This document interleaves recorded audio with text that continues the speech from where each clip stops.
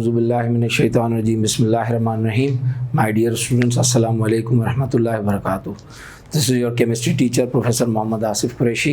Once again, we are together for the lecture number 9 from chapter number 3 of your first year syllabus regarding your pre-entry test preparatory classes. बेटा, आज का हमारा topic जो है वो भी एक बहुत इम्पॉर्टेंट टॉपिक है और इसमें से अक्सर आप पास पेपर्स खोल के देखोगे MTCAT के तो MCQ आते रहे हैं। Today's topic is Pauli's exclusion principal. अब पिछला जो लेक्चर हमारा कंप्लीट हुआ था उसमें आखिरी जो टॉपिक हमने किया था that was orbitals and quantum numbers, और मैंने आपको बताया था कि भाई क्वांटम नंबर्स दरअसल 4 इंटीग्रल कांस्टेंट वैल्यूज़ का एक ऐसा सेट है जो कि किसी भी एटम में किसी भी इलेक्ट्रॉन की प्रोबेबल पोजीशन मालूम करने में मदद करता है। 4 क्वांटम नंबर्स हमने पढ़े थे। प्रिंसिपल क्वांटम नंबर जिसका सिंबल स्मॉल n था, एजीमुथल क्वांटम नंबर जिसका सिंबल स्मॉल l था, मैग्नेटिक क्वांटम नंबर जिसका सिंबल स्मॉल m था, और स्पिन क्वांटम नंबर जिसका सिंबल हमने स्मॉल s पढ़ा था। प्रिंसिपल क्वांटम नंबर की वैल्यूज़ यानी n की वैल्यूज़ हमने 1 से लेकर 7 तक पढ़ी थी, for which the number of shells were k, l, m, n, o, p, q। इसी तरीके से azimuthal quantum number small l हमने फार्मूला पढ़ा था कि भाई l इक्वल्स टू n-1, जिसकी हमने 4 वैल्यूज़ पढ़ी थी। l की वैल्यू हमने 0 पढ़ी थी, 1 पढ़ी थी, 2 पढ़ी थी और 3 पढ़ी थी। अगर l 0 तो s ऑर्बिटल में इलेक्ट्रॉन घूमेगा, अगर l का वैल्यू 1 तो p ऑर्बिटल होगा, अगर l का वैल्यू 2 होगा तो d ऑर्बिटल में इलेक्ट्रॉन घूमेगा, और अगर l का वैल्यू आपको 3 मिला हुआ हो तो आप अज्यूम करोगे कि भाई इलेक्ट्रॉन आपका f ऑर्बिटल में। इसी तरीके से मैग्नेटिक क्वांटम नंबर m हमने कहा था कि भाई l की पॉजिटिव वैल्यू से होता हुआ 0, 0 से होता हुआ माइनस वैल्यू तक जाता है l की। फिर हमने कहा था कि भाई अगर l 0 है तो m भी पक्का 0 होगा, क्योंकि 0 प्लस माइनस में नहीं होता। अगर l का वैल्यू 1 है तो m की वैल्यूज 3 हो सकती हैं, +1, 0, -1। अगर l का वैल्यू 2 है तो m के 5 वैल्यूज़ में से कोई भी वैल्यू बन सकता है, +2, +1, 0, -1, -2। और अगर l का वैल्यू 3 है तो m के 7 वैल्यूज़ हो सकते हैं, +3, +2, +1, 0, -1, -2 एंड -3। इस तरह हमने मैग्नेटिक क्वांटम नंबर पढ़ा था, और मैग्नेटिक क्वांटम नंबर हमने कहा था कि ऑर्बिटल की ओरिएंटेशन बताता है, इलेक्ट्रॉन की ओरिएंटेशन बताता है इन दी स्पेस, कि इलेक्ट्रॉन किसी भी ऑर्बिटल में घूमेगा तो किस एक्सिस के ऊपर घूमेगा, किस एक्सिस पे इलेक्ट्रॉन मौजूद होगा, x एक्सिस पे होगा, y एक्सिस पे होगा या z एक्सिस पे होगा। और सबसे आखिर में हमने स्पिन क्वांटम नंबर की बात की थी, तो हमने कहा था कि भाई स्पिन क्वांटम नंबर हमें डायरेक्शन ऑफ स्पिन इंडिकेट करता है इलेक्ट्रॉन का। Either electron is revolving and spinning in the clockwise direction, और इलेक्ट्रॉन इज स्पिनिंग और revolving in the anti clockwise direction. फिर हमने कहा था कि भाई s has got 2 values, either s would be +12 or s would be -12. For s +12, the clockwise direction of electron should be predicted, or for s equals to -12, the value of the spin of electron should be anti-clockwise. Clockwise spin को हमने upward direction में arrow से indicate किया था, anti-clockwise spin को हमने downward direction में arrow से indicate किया था। ये आपका पिछला लेक्चर था जो कि हमने एक बार फिर आज रिवाइज किया, क्योंकि क्वांटम नंबर्स भी एक बहुत इंपॉर्टेंट टॉपिक है। अब आपको आज के टॉपिक के हवाले से बात बताता चलूं। आज का टॉपिक आपका उसी सिलसिले की कड़ी है, उसी कंटिन्यूटी में है। टॉपिक की हेडिंग है बेटा पॉलीज एक्सक्लूजन प्रिंसिपल। बेटा Pauli's exclusion principle was given by Wolfgang Pauli. Scientist का पूरा नाम Wolfgang Pauli, and the year was 1925। 1925 में वुल्फगैंग पॉली ने ये प्रिंसिपल दिया, जिसकी स्टेटमेंट आपके सामने लिखी हुई है कि किसी भी एटम में 2 इलेक्ट्रॉन के लिए चारों क्वांटम नंबर्स की वैल्यू सेम नहीं हो सकती। किसी भी एटम में 2 इलेक्ट्रॉन्स को चारों क्वांटम नंबर्स की वैल्यू सेम नहीं मिल सकती। यानी इसकी वजाहत की जाए तो पॉली अपने इस प्रिंसिपल में कहता है कि किसी भी एटम में 2 इलेक्ट्रॉन ज्यादा से ज्यादा 3 क्वांटम नंबर्स की वैल्यू सेम ले सकते हैं। यानी 2 इलेक्ट्रॉन्स के पास प्रिंसिपल क्वांटम नंबर की वैल्यू सेम हो सकती है, यानी दोनों इलेक्ट्रॉन सेम ऑर्बिट में घूम सकते हैं, सेम शेल में घूम सकते हैं। दोनों इलेक्ट्रॉन्स की एल यानी अजीमुथल क्वांटम वैल्यू भी सेम हो सकती है, यानी सेम ऑर्बिट सेम शेल, तो सेम सब शेल में भी घूम सकते हैं दोनों इलेक्ट्रॉन। दोनों इलेक्ट्रॉन्स के लिए मैग्नेटिक क्वांटम नंबर की वैल्यू भी सेम हो सकती है, यानी same shell same subshell same axis पे भी दो इलेक्ट्रॉन घूम सकते हैं। मगर याद रखिएगा कि दोनों इलेक्ट्रॉन के लिए स्पिन क्वांटम नंबर की वैल्यू कभी भी सेम नहीं होगी, यानी दो इलेक्ट्रॉन एक साथ एक ही डायरेक्शन में स्पिन नहीं करेंगे। अगर एक इलेक्ट्रॉन का स्पिन क्लॉकवाइज होगा तो दूसरे का लाजमी एंटी क्लॉकवाइज होगा। क्लॉकवाइज स्पिन को आप ऐसे शो करते हो, एंटी क्लॉकवाइज स्पिन को आप ऐसे शो करते हो। तो ये याद रखिएगा कि वुल्फगैंग पॉली कह रहा है कि किसी भी एटम में दो इलेक्ट्रॉन कभी भी सेम डायरेक्शन में नहीं घूमेंगे, सेम ऑर्बिट पे हो सकते हैं, सेम सबशेल यानी ऑर्बिटल में हो सकते हैं, सेम एक्सिस के ऊपर हो सकते हैं, मगर एक का स्पिन अगर क्लॉकवाइज होगा तो दूसरे का लाजमी एंटी क्लॉकवाइज होगा। ये स्टेटमेंट बाकायदा कई बार आ चुकी है एमडी कैट के टेस्ट में। आप अगर पास पेपर्स खोल के देखेंगे तो हर दूसरे तीसरे साल ये स्टेटमेंट पूछी जाती है। तो ये आपका स्टेटमेंट की सूरत में ही एक एमसीक्यू वुल्फगैंग पॉली ने पॉलीज एक्सक्लूजन प्रिंसिपल दिया। बेटा आगे बढ़ते, अगला टॉपिक आपका इलेक्ट्रॉनिक कॉन्फ़िगरेशन। अगर सिंपल मीनिंग की जाए इलेक्ट्रॉनिक कॉन्फ़िगरेशन की तो इलेक्ट्रॉन्स की डिस्ट्रीब्यूशन, इलेक्ट्रॉन्स की तकसीम। मैंने डेफिनेशन भी इसी तरीके से लिखी है कि distribution of electrons among various subshells of an atom is called electronic configuration. यानी किसी भी एलिमेंट का एटॉमिक नंबर Z अगर आपके पास मौजूद है तो आप Z को देख के पता करते हो कि भाई इसमें न्यूक्लियस के अंदर इतने प्रोटॉन होंगे। जितना एटॉमिक नंबर उतनी तादाद प्रोटॉन्स की न्यूक्लियस के अंदर, और जितनी तादाद प्रोटॉन्स की न्यूक्लियस के अंदर उतनी ही तादाद में इलेक्ट्रॉन्स मुख्तलिफ ऑर्बिट्स में न्यूक्लियस के बाहर घूमते हैं। तो एटॉमिक नंबर देखकर हमें इलेक्ट्रॉन्स की तादाद का पता चल गया। अब वो इलेक्ट्रॉन्स हमने मुख्तलिफ शेल्स में, मुख्तलिफ सब शेल्स में बांटने होते हैं, तकसीम करने होते हैं। ये जो तकसीम करने का तरीक़ाकार है इलेक्ट्रॉन को मुख्तलिफ शेल्स और सब शेल्स में, इसको आप कहते हो इलेक्ट्रॉनिक कॉन्फ़िगरेशन। बेटा इलेक्ट्रॉनिक कॉन्फ़िगरेशन के 3 रूल्स हमने पढ़े हुए, ऑफबा प्रिंसिपल, N+L रूल, और तीसरा है Hund's rule of maximum multiplicity. Aufbau principle पे अगर बात की जाए जो कि बेसिक प्रिंसिपल है इलेक्ट्रॉनिक कॉन्फ़िगरेशन का, तो याद रखिएगा कि ऑफबा जो वर्ड है वो जर्मन लैंग्वेज से निकला हुआ है और इंग्लिश में इसकी मीनिंग बनती है बिल्डिंग अप। अब बिल्डिंग अप का ये कतई मतलब नहीं है कि आप बिल्डिंग पे चढ़ जाओ। बिल्डिंग अप का मतलब है बनाना, किसी भी चीज़ को बनाना। और याद रखिएगा कि कोई भी चीज़ बनाई जाती है तो हमेशा नीचे से ऊपर बनाई जाती है। ये बिल्डिंग भी अगर बनी होगी जहाँ पर हम इस वक्त खड़े हैं तो पहले इस बिल्डिंग की बुनियाद डाली गई होगी, उसके बाद इसका ग्राउंड फ्लोर बना होगा, फिर फर्स्ट फ्लोर, फिर सेकंड फ्लोर। तो कोई भी चीज़ जब बनाई जाती है तो हमेशा नीचे से ऊपर की जानिब बनाई जाती है, कभी भी ऊपर से नीचे की जानिब कोई चीज़ नहीं बनती। तो बिल्डिंग अप मीन्स बनाना और नीचे से ऊपर की जानिब बनाना। इस प्रिंसिपल को उसी शख्स ने, वुल्फगैंग पॉली ने दिया, जिसने पॉलीज एक्सक्लूजन प्रिंसिपल दिया, वही शख्स ये प्रिंसिपल भी दे रहा है, ऑफबा प्रिंसिपल।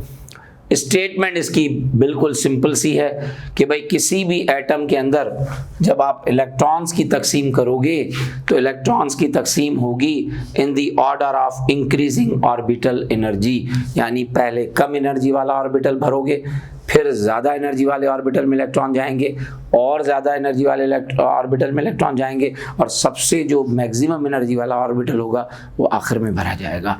तो लोवेस्ट पॉसिबल एनर्जी लेवल से हाईएस्ट पॉसिबल एनर्जी लेवल तक आप इलेक्ट्रॉन्स की फिलिंग करोगे। स्टार्ट आप करोगे इलेक्ट्रॉन भरने 1s यानी पहला शेल के S ऑर्बिटल से आप इलेक्ट्रॉन भरना शुरू करोगे और फिर आगे की जानिब आप जाओगे। ये चीज़ मैं आपको बता चुका ऑलरेडी कि इलेक्ट्रॉन्स की तादाद जो किसी भी एटम में भरी जाती है वो उसके एटॉमिक नंबर को देख के भरी जाती है। बेटा ऑफबा प्रिंसिपल को समझने के लिए एक छोटा सा दिलचस्प गेम है जो हम खेला करते थे फर्स्ट ईयर में भी, वो ये चीज़ मैंने यहाँ पे आपके लिए बोर्ड पे बनाई हुई है। ये प्रिंसिपल क्वांटम नंबर्स की वैल्यूज हैं n1 से लेकर n7 तक, जो कि शेल या एनर्जी लेवल या ऑर्बिट को शो करती हैं। और इन शेल्स या ऑर्बिट्स में सब शेल की तादाद, k शेल में एक ही सब शेल होता है s, l शेल में 2 सब शेल होते हैं s और p, m शेल में 3 सब शेल होते हैं s p d, इसी तरीके से चौथे शेल में 4 सब शेल होंगे s p d f, उसके बाद 5 6 7 4 सब शेल से ज़्यादा नहीं होते, ये 4 ही होते हैं ज़्यादा से ज़्यादा। अब आप इलेक्ट्रॉन भरना शुरू करो तो पहले 2 इलेक्ट्रॉन के शेल के s ऑर्बिटल में आएंगे, जिसको हम 1s2 पढ़ेंगे। 1 is the number of shell, s उसका सब शेल है, 2 उसमें इलेक्ट्रॉन की तादाद है। 1s में 2 इलेक्ट्रॉन आए, अगले 2 इलेक्ट्रॉन 2s में आए, फिर आप इस एरो को फॉलो करो तो 2p में 6, 3s में 2, तो ये 1s2, 2s2, 2p6, 3s2। इस एरो को फॉलो करो तो 3d10, 4p6, 5s2, ये जनाब 3d10, 4p6, 5s2। अगले एरो को आप फॉलो करो तो 4d, 4f14, 3d10, 4p6, 6p6, 7s2। तो ये पूरा इलेक्ट्रॉन्स को भरने का ऑर्डर, तरतीब जिसको हम कहें उर्दू में, वो आपके सामने लिखी हुई है। इन एरोस को आप फॉलो करते चले जाओ तो आपको पता चल जाएगा कि भाई इलेक्ट्रॉन किस शेल में, किस सब शेल में किस तरतीब के साथ भरे जाते हैं। अब ये इलेक्ट्रॉन जो आपके सामने मैंने भरे हुए, ये 88 इलेक्ट्रॉन है, यानी अगर किसी भी एलिमेंट का एटॉमिक नंबर 88 आपको मिला हुआ है तो 88 इलेक्ट्रॉन्स की फिलिंग आपके सामने मैंने लिखी हुई है। मैंने कुछ एग्जांपल्स भी बेटा आपके सामने लिखे। मैंने पहली मिसाल आपके सामने कैल्शियम डाई पॉजिटिव आयन की लिखी है। कैल्शियम का एटॉमिक नंबर होता है 20। अब आप ये सोचें कि अगर ये +2 चार्ज इसके ऊपर नहीं होता तो आपने 20 इलेक्ट्रॉन भरने थे। +2 चार्ज आ गया तो इसका मतलब 2 इलेक्ट्रॉन इसने लूज किए। 2 इलेक्ट्रॉन लूज करने का मतलब है कि 20 में से 2 इलेक्ट्रॉन निकाल दो, बाकी 18 इलेक्ट्रॉन आपने इसमें भरने। अगर ये +2 चार्ज नहीं होता तो ये 20 इलेक्ट्रॉन इस तरह से भरते, 1s2, 2s2, 2p6, 3s2, 3p6, 4s2। मगर चूंकि ये +2 है तो ये 4s में जो 2 इलेक्ट्रॉन थे ये इसने लूज किए। लूज करने के बाद बाकी इसके पास 18 इलेक्ट्रॉन बचे, 2 4 10 12 और 6 18। तो ये कैल्शियम के डाई पॉजिटिव आयन की कन्फिगरेशन आपके सामने अहबा प्रिंसिपल में मैंने लिखी। सीजियम एक न्यूट्रल एटम है, एटॉमिक नंबर 55। ये 55 इलेक्ट्रॉन्स आपके सामने भरे हुए हैं, 1s2, 2s2, 2p6, 3s2, 3p6, 4s2, 3d10, 4p6, 5s2, 4d10, 5p6 and 6s1। 2 4 10 12 18 20 30 36 38 48 54, 54 और एक 55, 55 इलेक्ट्रॉन। ये मैंने शेल्स बताए कि भाई के शेल में 2 इलेक्ट्रॉन है, एल में 8 है, फिर एम में ये 8, चौथा शेल शुरू हो गया, एन उसके एस में 2, पी में 6, डी में 10, इसी तरीके से ये 5वां शेल है। तो ये टोटल मिला के 55 इलेक्ट्रॉन आपने सीजियम के एटम में भरे। फ्लोरीन अगर न्यूट्रल होता तो 9 इलेक्ट्रॉन होते। -1 चार्ज बताता है कि इसने 1 इलेक्ट्रॉन गेन किया, यानी अब आपने इसमें 10 इलेक्ट्रॉन भरने, तो ये 1s2, 2s2, 2p6। अगर ये माइनस चार्ज नहीं होता तो ये 2p6 की जगह आप 2p5 लिखते। तो ये आपका अहबा प्रिंसिपल में मुख्तलिफ एलिमेंट्स की इलेक्ट्रॉनिक कन्फिगरेशन करने का तरीका। एक और इजाफी चीज़ अगर मैं यहाँ बता दूँ और इस टॉपिक को यहाँ पे हम ख़त्म करें, आयरन एटॉमिक नंबर 26, अगर ये न्यूट्रल एटम है तो इसमें ये 26 इलेक्ट्रॉन आप ऐसे भरोगे, 1s2, 2s2, 2p6, 3s2, 3p6, 4s2, 3d6। 26 electrons अगर आप गिनो, 2 4 10 12 18 20 और 6 26। न्यूट्रल हालत में फ्री स्टेट में आयरन के 26 इलेक्ट्रॉन ये मैंने आपके सामने लिखे। मगर अगर इसके ऊपर डाई पॉजिटिव चार्ज आ जाए, ये फेरस आयन हो जाए, तो ये वाले 2 इलेक्ट्रॉन आप समझ लें वैलेंस शेल के, आखिरी शेल के, चौथे शेल के, ये लूज करेगा। अब इसके पास 24 इलेक्ट्रॉन जो बचेंगे, 2 4 10 12 18 और 6 24 इलेक्ट्रॉन इस तरह से बचेंगे। वैलेंस शेल चौथा वाला उसके s ऑर्बिटल से ये 2 इलेक्ट्रॉन लूज करेगा। तो इस तरह बेटा किसी भी एलिमेंट की इलेक्ट्रॉनिक कॉन्फ़िगरेशन उसके एटॉमिक नंबर को देख के आप बना सकते हो, लिख सकते हो फॉलोइंग दिस अफबा प्रिंसिपल।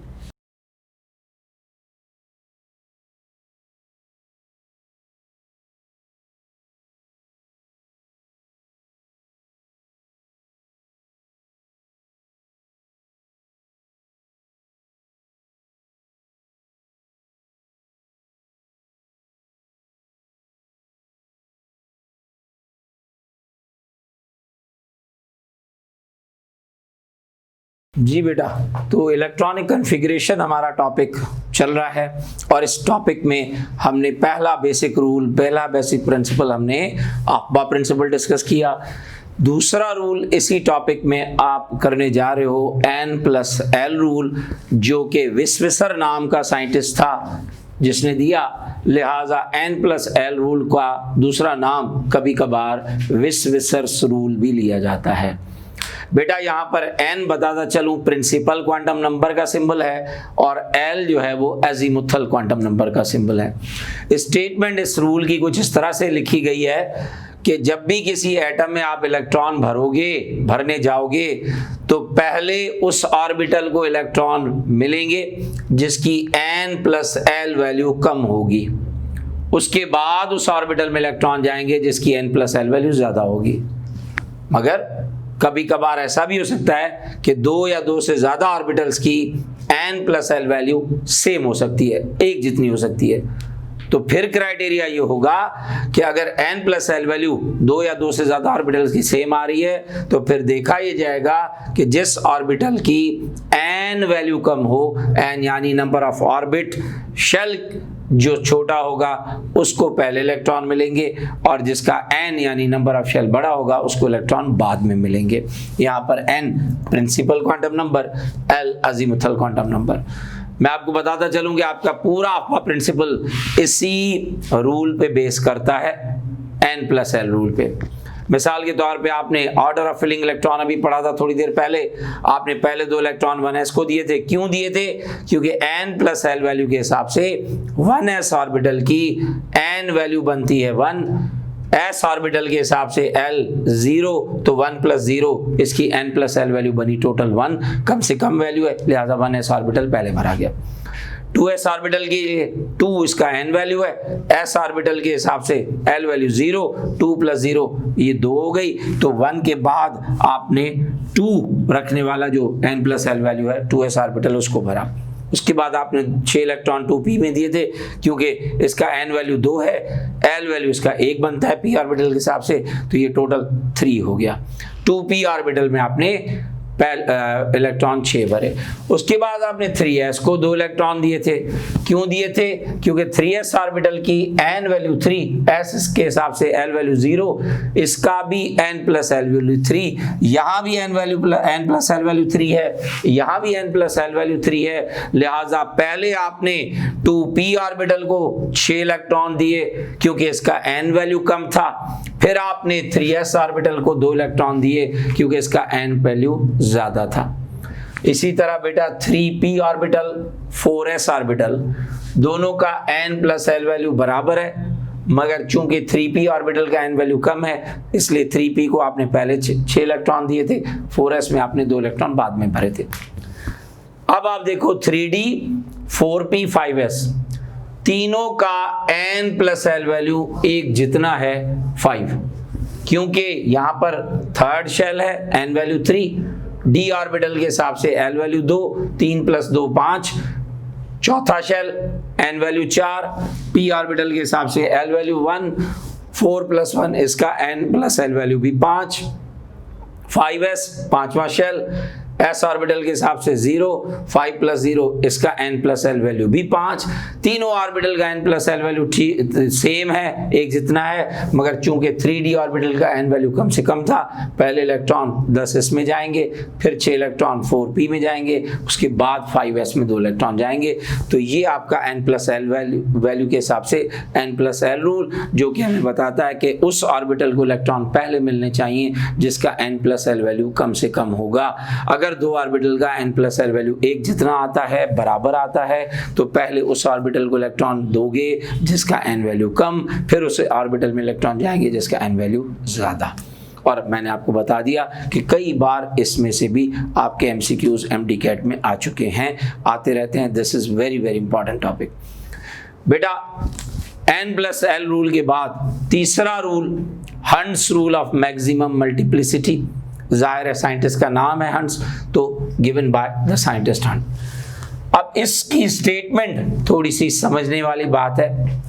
कह रहा है जब भी किसी एटम में इलेक्ट्रॉन भरोगे तो जितने भी ऑर्बिटल्स आपके पास उस एटम में अवेलेबल होंगे, पहले तमाम ऑर्बिटल्स में एक एक इलेक्ट्रॉन भरा जाएगा और हर इलेक्ट्रॉन का डायरेक्शन ऑफ स्पिन जो है वो सेम दिखाया जाएगा।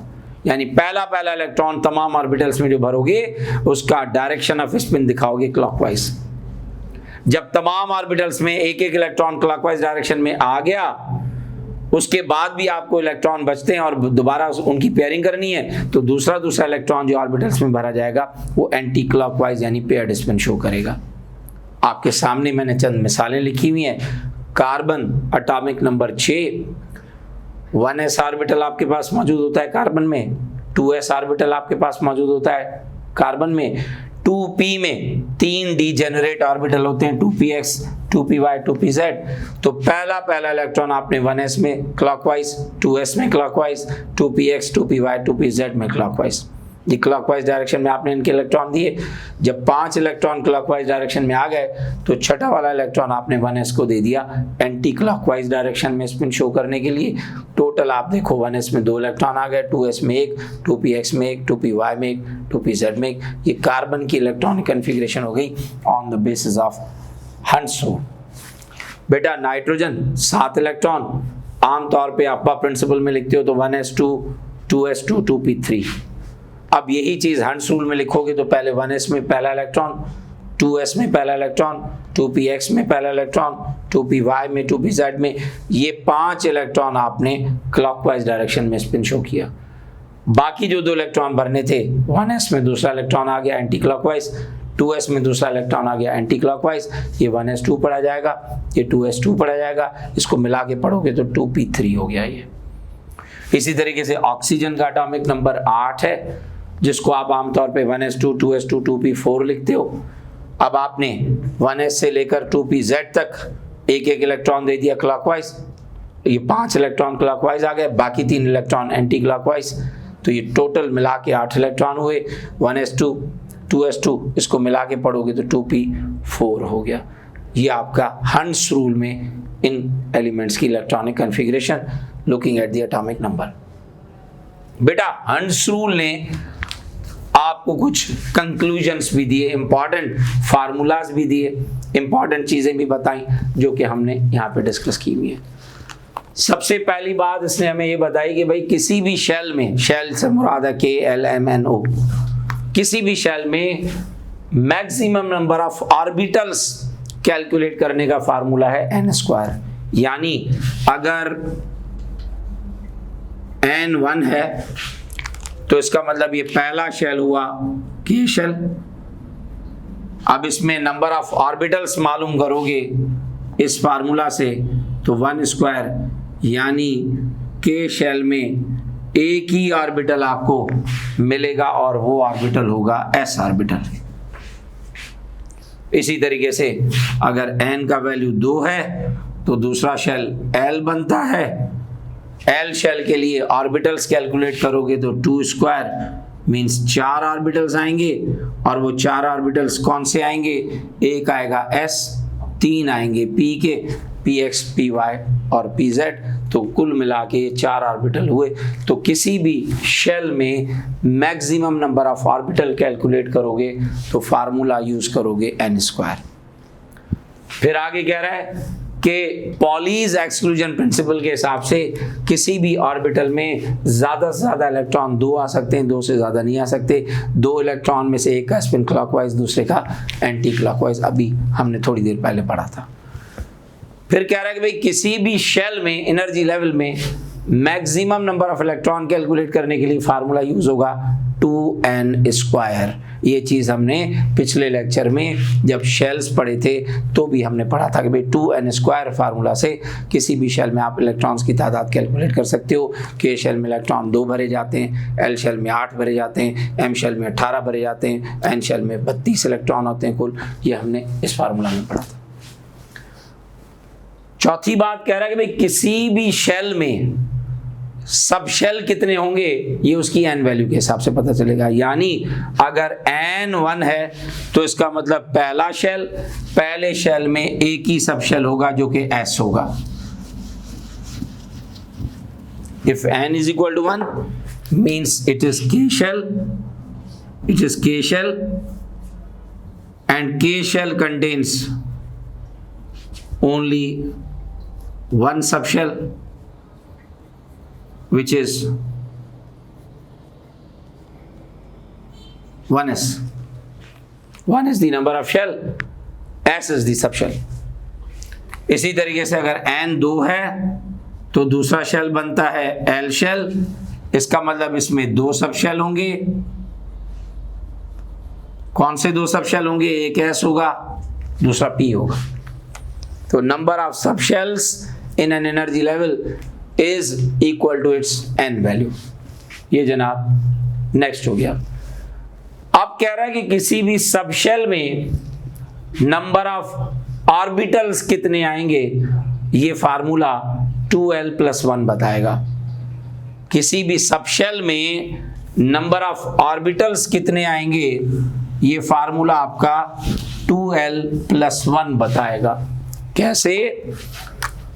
2l+1 के हिसाब से 2 into l azimuthal quantum number है बेटा, जिसका वैल्यू आपने 0 से लेकर 3 तक पढ़ा था। अब अगर मैं l स्टार्ट करूं 0 से, क्योंकि s ऑर्बिटल की बात हो तो l का वैल्यू 0 बनता है। तो जनाब किसी भी सबशेल में ऑर्बिटल 2 इंटू 0 0+1 एक ही ऑर्बिटल बनेगा और वो एक ऑर्बिटल एस सबशेल में खुद s ही होता है।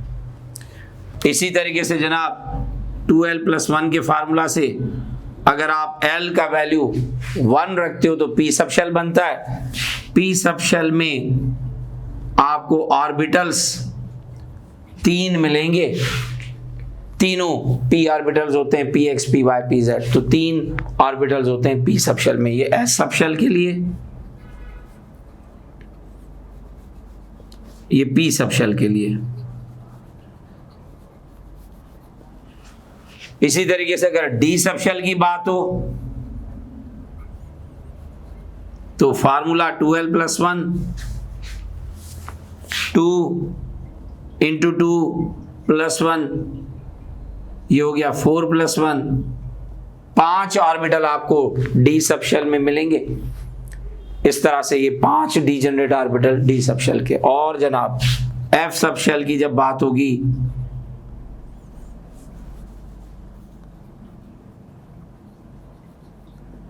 तो 2l+1 के हिसाब से 2 इंटू 3+1 6+1 7 डीजेनरेट ऑर्बिटल्स आपको f सबशेल में मिलेंगे।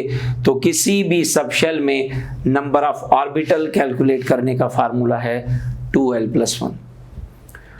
बेटा अगला फार्मूला बता रहा है कि किसी भी सब एनर्जी लेवल यानी SPDF में ज्यादा से ज्यादा इलेक्ट्रॉन कितने आ सकते हैं, उसके लिए फार्मूला है 2 इंटू 2l+1। अब ये फार्मूला आपको मैं बताऊं किस तरह से अप्लाई होगा।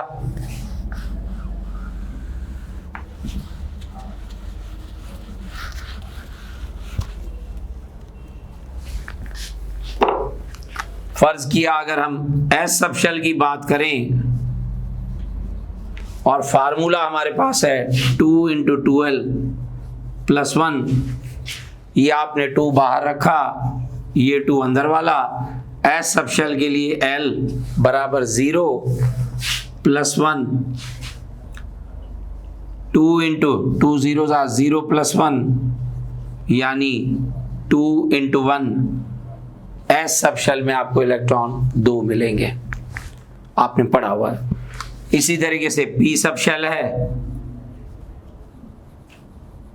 फार्मूला के हिसाब से 2 × 12 + 1 ये फार्मूला है, 2 × 2 1 + 1, 2 × 3 आपको 6 इलेक्ट्रॉन पी सब शेल में मिलेंगे। तो बेटा किसी भी सब एनर्जी लेवल में एसपीडीएफ में कितने इलेक्ट्रॉन आ सकते हैं, ये कैलकुलेट करने का फार्मूला है 2 × 12 + 1। और जनाब सबसे आखिरी बात कि किसी भी शेल में इलेक्ट्रॉन्स जो भरे जाते हैं उनको लिखने के लिए नोटेशन यूज होती है NLX। यहाँ पर N शेल को शो करेगा, L सब शेल को शो करेगा, X नंबर ऑफ इलेक्ट्रॉन्स को शो करेगा। N is the number of shell, L is the number of sub shell SPDF and X is the number of electron. आपको याद होगा हमने 1s में 2 electron दिए थे, 2s में 2 इलेक्ट्रॉन दिए थे, 2p में 6 इलेक्ट्रॉन दिए थे। आगे हमने पूरा ऑर्डर लिखा था। अब ये 1 आपका n से शो हो रहा है, ये s आपका l यानी अज़ीमुथल क्वांटम नंबर की वैल्यू है, और ये x 2 इलेक्ट्रॉन, ये इस तरह से। तो NLX is the notation for the filling of electrons regarding Aufbau principle. N shows the number of shell, L shows the subshell and X is the number of electrons filled. तो ये आपकी electronic configuration के मुख्तलिफ rules थे। हमने अफ़बा principal पढ़ा, हमने N+L rule पढ़ा, हमने hunts rule of maximum multiplicity पढ़ा। बहुत ज़्यादा इंपॉर्टेंट चीज़ें थी जो कि आज हमने कंप्लीट की। तो ये बेटा आपका टॉपिक आज का यहाँ पे ख़त्म हुआ। इसके साथ ही इस लेक्चर को यहाँ पे ख़त्म करते हैं। अगला लेक्चर इंशाल्लाह कंटिन्यू करेंगे। टिल देन अल्लाह निगहबान।